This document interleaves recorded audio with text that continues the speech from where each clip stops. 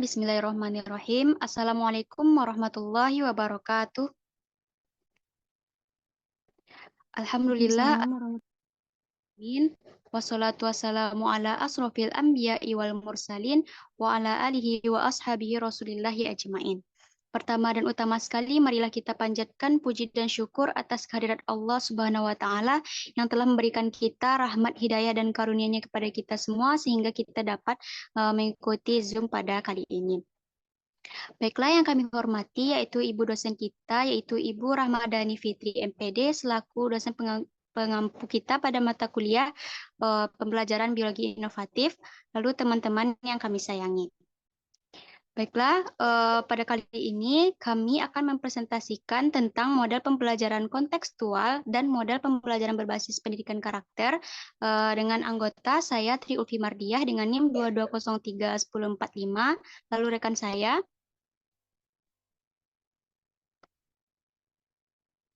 Natasha Rahimah, dan Dini Anggreni. Baiklah, untuk materi pertama akan disampaikan oleh Dini Anggreni. Kepada Dini, disilahkan.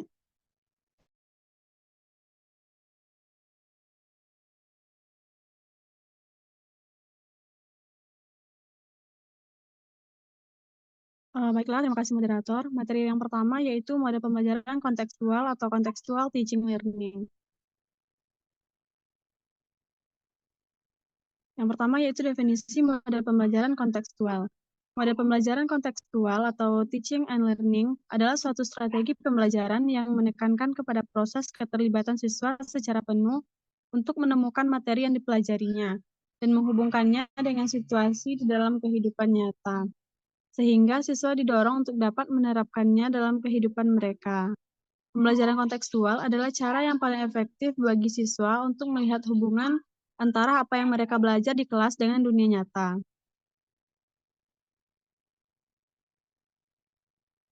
Yang kedua yaitu keunggulan dan kelemahan model pembelajaran kontekstual. Beberapa keunggulan dari pembelajaran kontekstual, yang pertama yaitu pembelajaran menjadi lebih bermakna dan real. Artinya, peserta didik dituntut untuk dapat menangkap hubungan antara pengalaman belajar di sekolah dengan kehidupan nyata. Hal ini sangat penting sebab dengan dapat mengorelasikan materi yang ditemukan dengan kehidupan nyata. Bukan saja bagi peserta didik, materi itu akan berfungsi secara fungsional, akan tetapi materi yang dipelajarinya akan tertanam erat dalam memori peserta didik, sehingga tidak akan mudah dilupakan. Yang kedua yaitu pembelajaran lebih produktif dan mampu menumbuhkan penguatan konsep kepada peserta didik. Nah, karena model pembelajaran kontekstual menganut aliran konstruktivisme, di mana seorang peserta didik dituntun untuk menemukan pengetahuannya sendiri. Yang ketiga yaitu kontekstual. Kontekstual adalah model pembelajaran yang menekankan kepada aktivitas peserta didik secara penuh, baik fisik maupun mental. Yang keempat yaitu sebagai tempat untuk menguji data hasil temuan mereka di lapangan. Karena bukan sebagai tempat untuk memperoleh informasi saja, akan tetapi sebagai tempat untuk menguji data hasil temuan yang di lapangan. Yang kelima yaitu materi dapat ditemukan sendiri oleh peserta didik, bukan hasil pemberian. Yang keenam yaitu penerapan pembelajaran kontekstual dapat menciptakan suasana pembelajaran yang bermakna.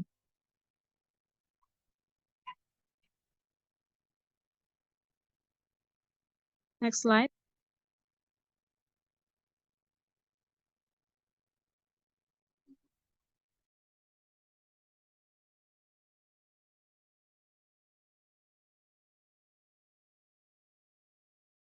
Adapun kelemahan dari pembelajaran model kontekstual ini, yang pertama yaitu diperlukan waktu yang cukup lama saat proses pembelajaran kontekstual berlangsung. Yang kedua, jika guru tidak dapat mengendalikan kelas, maka dapat menciptakan situasi kelas yang kurang kondusif. Yang ketiga, guru lebih intensif dalam membimbing. Yang keempat, yaitu pendidik memberikan kesempatan kepada peserta didik untuk menemukan atau menerapkan sendiri ide-ide. Yang ketiga, yaitu sintak pembelajaran kontekstual menurut beberapa ahli. Menurut Crawford, ada 5 metode atau langkah-langkah pembelajaran kontekstual yang disebut dengan REACH, yaitu Relating, Experience, Applying, Cooperating, dan Transferring.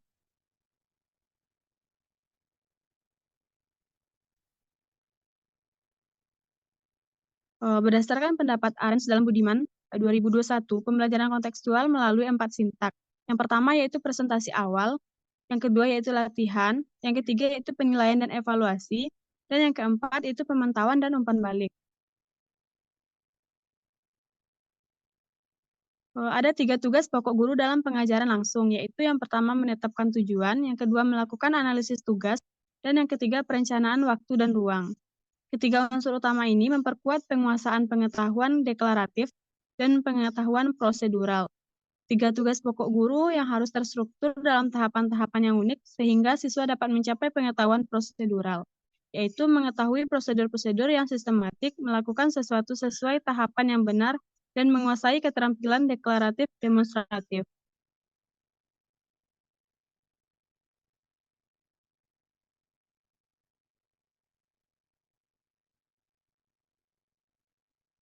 Selanjutnya saya kembalikan kepada moderator. Baiklah, terima kasih kepada Dini. Untuk materi selanjutnya akan disampaikan oleh Natasha Rahimah. Kepada Natasha, disilakan. Baik, terima kasih kepada moderator. Selanjutnya, saya akan menyampaikan materi tentang pengaruh model pembelajaran kontekstual terhadap keterampilan abad 21 peserta didik dalam pembelajaran biologi. Dalam konteks pembelajaran biologi, penerapan CTL dapat memberikan dampak signifikan terhadap keterampilan abad ke-21, seperti berpikir kritis, kreativitas, kolaborasi, dan komunikasi. CTL mendorong siswa untuk melakukan analisis dan sintesis informasi, memungkinkan mereka untuk mengembangkan pemikiran kritis. Dengan menyelesaikan masalah nyata, siswa dapat menghasilkan solusi inovatif, meningkatkan kemampuan berpikir kreatif mereka. Dalam model pembelajaran ini, siswa sering bekerja sama dalam kelompok. Kolaborasi antar siswa untuk memecahkan masalah atau menyelesaikan proyek dapat meningkatkan keterampilan interpersonal dan kemampuan bekerja dalam tim yang sangat penting di abad 21.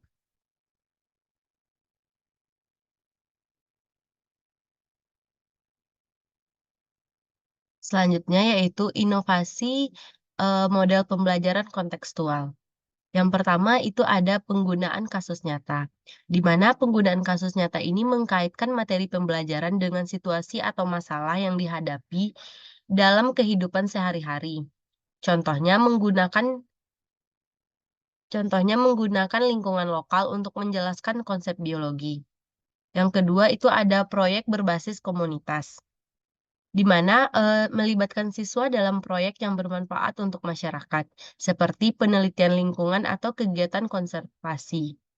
Yang selanjutnya itu ada integrasi teknologi, di mana memanfaatkan alat digital atau aplikasi untuk mendukung pembelajaran, seperti menggunakan video dokumenter atau aplikasi interaktif yang relevan dengan materi. Selanjutnya itu ada kolaborasi antar siswa, di mana nantinya tuh mendorong siswa bekerja sama dalam kelompok untuk menyelesaikan tugas atau proyek, sehingga siswa belajar dari satu sama lain. Selanjutnya itu ada pembelajaran berbasis masalah atau PJBL,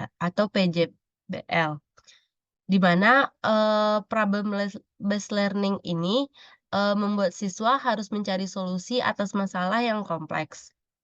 Yang terakhir itu ada refleksi dan diskusi. Mengadakan sesi refleksi dan diskusi setelah kegiatan pembelajaran untuk mengevaluasi pemahaman dan pengalaman siswa. Materi yang kedua yaitu pembelajaran berbasis pendidikan karakter. Adapun definisi dari pembelajaran berbasis pendidikan karakter yaitu model pembelajaran berbasis karakter ini adalah model pembelajaran yang perencanaan pembelajarannya menitikberatkan pada penanaman nilai-nilai moral atau karakter pada peserta didik. Pendidikan karakter ini bertujuan untuk membangun nilai, sikap, dan perilaku anak didik secara konsisten. Tujuannya agar anak didik ini senantiasa istiqomah dengan perilaku baik dalam situasi dan istiqomah dengan perilaku baik dalam situasi dan kondisi apapun. Sekian dari saya kembalikan kepada moderator. Baik, terima kasih kepada Natasha. Untuk materi selanjutnya akan saya sampaikan sendiri. Selanjutnya itu tentang keunggulan dan kelemahan model pembelajaran berbasis pendidikan karakter. Yang pertama yaitu keunggulan model pembelajaran berbasis pendidikan karakter. Adapun keunggulannya yaitu kesadaran moral yang tinggi, lalu pembentukan kebiasaan yang positif, peningkatan empati, kemampuan kerjasama, lalu penyelesaian konflik yang damai, membangun karakter yang kuat, dukungan lingkungan belajar, peningkatan kreativitas, dan generasi penerus yang berkualitas.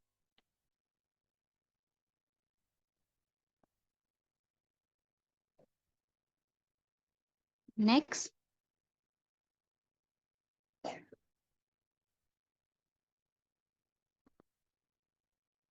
Selanjutnya yaitu kelemahan model pembelajaran berbasis pendidikan karakter.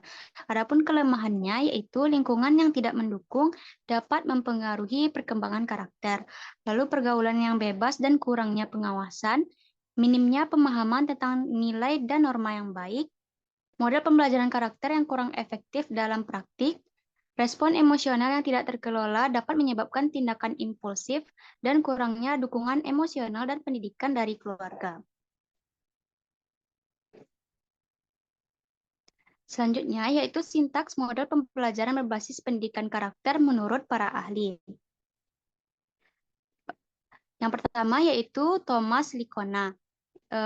Yang pertama moral knowing atau pengetahuan moral. Yaitu peserta didik diajarkan untuk memahami nilai-nilai moral seperti kejujuran, tanggung jawab, dan empati. Selanjutnya, moral feeling atau perasaan moral. Peserta didik didorong untuk merasakan kepedulian, empati, dan motivasi untuk bertindak sesuai dengan nilai-nilai moral. Selanjutnya, moral action atau tindakan moral. Peserta didik dilatih untuk melakukan tindakan nyata yang mencerminkan nilai-nilai tersebut, seperti kerjasama, tanggung jawab, dan kepedulian terhadap orang lain. Selanjutnya, menurut Arthur W. Chomsky, yang pertama yaitu kesadaran diri. Peserta didik diajak untuk mengenali nilai-nilai dan emosi pribadi mereka, serta bagaimana nilai-nilai tersebut mempengaruhi tindakan. Selanjutnya, pemahaman diri. Peserta didik mengembangkan pemahaman mendalam tentang diri mereka sendiri dan bagaimana mereka berinteraksi dengan dunia di sekitar mereka. Selanjutnya, tanggung jawab pribadi. Peserta didik dimotivasi untuk bertindak sesuai dengan nilai-nilai yang mereka yakini dan mengambil tanggung jawab atas tindakan mereka. Selanjutnya, menurut Howard Kirschenbaum, yang pertama yaitu pengajaran nilai-nilai universal.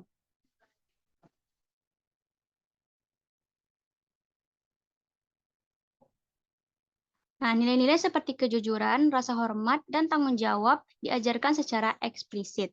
Selanjutnya yaitu pengembangan nilai pribadi. Peserta didik didorong untuk mengeksplorasi dan mengembangkan nilai-nilai pribadi mereka yang selaras dengan nilai-nilai universal. Selanjutnya yaitu implementasi tindakan nyata. Peserta didik diarahkan untuk menerapkan nilai-nilai tersebut dalam kehidupan sehari-hari melalui kegiatan dan proyek yang relevan. Selanjutnya, menurut Donovan dan Bransford. Nah, pengetahuan sebelumnya, yang pertama itu pengetahuan sebelumnya. Siswa diidentifikasi memiliki pengetahuan moral sebelumnya yang perlu diintegrasi ke dalam pembelajaran. Selanjutnya itu pengetahuan mendalam. Materi pembelajaran disampaikan dalam konteks moral yang mendalam dan relevan, sehingga siswa dapat memahami aplikasi praktisnya. Selanjutnya yaitu metakognisi. Refleksikan proses berpikir mereka dan bagaimana mereka membuat keputusan moral. Next.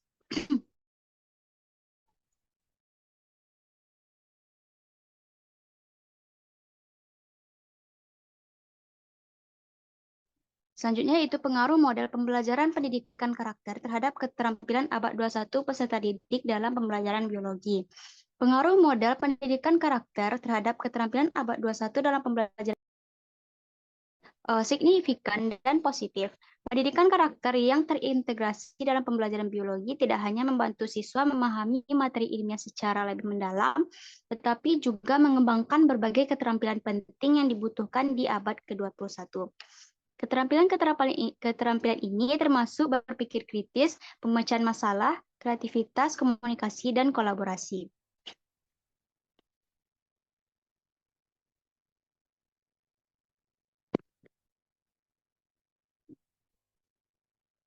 Next.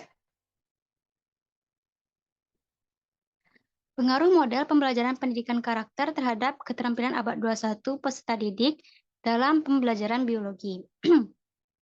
Yang pertama yaitu pengembangan pemikiran kritis dan etika. Pendidikan karakter membantu peserta didik dalam mengembangkan kemampuan berpikir kritis yang lebih mendalam. Dalam pembelajaran biologi, peserta didik tidak hanya diajarkan untuk memahami konsep-konsep ilmiah, tetapi juga bagaimana menerapkan konsep tersebut secara kritis dan etis dalam kehidupan nyata. Misalnya ketika menghadapi dilema etis dalam bioteknologi atau isu-isu lingkungan, siswa yang dibekali pendidikan karakter mampu menilai dampak jangka panjang dari tindakan tertentu serta mempertimbangkan aspek moral dalam pengambilan keputusan. Selanjutnya, memperkuat kolaborasi dan kerja tim. Keterampilan kolaborasi merupakan salah satu elemen penting dalam keterampilan abad 21. Melalui pendidikan karakter, siswa belajar bekerja sama dengan orang lain, menghargai perbedaan pendapat, dan berkontribusi secara efektif di dalam tim. Selanjutnya yaitu meningkatkan keterampilan komunikasi. Pendidikan karakter juga memiliki dampak positif pada kemampuan komunikasi. Dengan mengintegrasikan nilai-nilai seperti empati, kejujuran, dan rasa tanggung jawab, siswa belajar untuk menyampaikan ide-ide ilmiah mereka yang jelas dan efektif. Mereka juga lebih mampu mendengarkan dan memahami perspektif orang lain yang sangat penting dalam diskusi ilmiah dan kolaborasi penelitian. Selanjutnya yaitu meningkatkan kreativitas dan inovasi. Pendidikan karakter juga berperan dalam mendorong kreativitas dan inovasi. Dalam pembelajaran biologi, pendekatan yang berbasis karakter mendorong siswa untuk berpikir di luar kebiasaan dan menemukan solusi inovatif terhadap masalah biologi yang kompleks. Selanjutnya yaitu menguatkan literasi sains dan keterampilan digital. Di era digital, literasi sains dan keterampilan teknologi menjadi semakin penting. Pendidikan karakter yang integrasi dengan teknologi pendidikan tidak hanya meningkatkan kemampuan pemahaman siswa terhadap konsep-konsep biologi, tapi juga mengajarkan mereka cara menggunakan alat digital secara etis dan bertanggung jawab. Selanjutnya, mempersiapkan siswa untuk tantangan global. Pendidikan karakter dalam pembelajaran biologi juga mempersiapkan siswa dalam menghadapi tantangan global, seperti perubahan iklim, kelangkaan sumber daya, dan masalah kesehatan global. Next. Selanjutnya yaitu bentuk inovasi dalam model pembelajaran berbasis pendidikan karakter. Yang pertama yaitu penerapan metode pembelajaran aktif. Menggunakan metode seperti diskusi kelompok, studi kasus, dan permainan peran untuk mengajarkan nilai-nilai karakter secara langsung. Misalnya metode pembelajaran berbasis proyek yang mendorong siswa untuk bekerjasama dan mencegah masalah nyata. Selanjutnya yaitu integrasi kurikulum karakter. Mengintegrasikan nilai-nilai karakter seperti tanggung jawab, kejujuran, dan empati ke dalam semua mata pelajaran, bukan hanya di mata pelajaran khusus. Selanjutnya yaitu penilaian holistik. Mengembangkan sistem penilaian yang tidak hanya menilai kemampuan akademik, tetapi juga perkembangan karakter siswa seperti penilaian diri dan penilaian teman sebaya. Selanjutnya penggunaan teknologi. Memanfaatkan teknologi seperti aplikasi pembelajaran dan platform online untuk memperkuat pendidikan karakter. Misalnya aplikasi yang memfasilitasi refleksi diri atau pembelajaran nilai-nilai karakter melalui simulasi interaktif. Selanjutnya pembelajaran berbasis masalah problem-based learning. Menggunakan situasi nyata atau simulasi masalah untuk membimbing siswa dalam mengembangkan solusi sambil menerapkan nilai-nilai karakter. Jadi kesimpulannya, model pembelajaran kontekstual atau CTL adalah suatu strategi pembelajaran yang menekankan kepada proses keterlibatan siswa secara penuh untuk menemukan materi yang dipelajarinya dan menghubungkannya dengan situasi di dalam kehidupan nyata, sehingga siswa didorong untuk dapat menerapkannya dalam kehidupan mereka. Pendidikan karakter adalah usaha atau bimbingan yang dilakukan secara sadar dan terencana agar manusia berperilaku sesuai dengan norma-norma dan aturan yang berlaku di masyarakat maupun di lingkungan keluarga. Model pembelajaran kontekstual atau contextual teaching and learning dan model pembelajaran berbasis pendidikan karakter terbukti efektif dalam meningkatkan keterampilan abad ke-21 siswa. Baiklah, sekian presentasi dari kelompok kami. Lebih kurangnya mohon maaf. Assalamualaikum warahmatullahi wabarakatuh.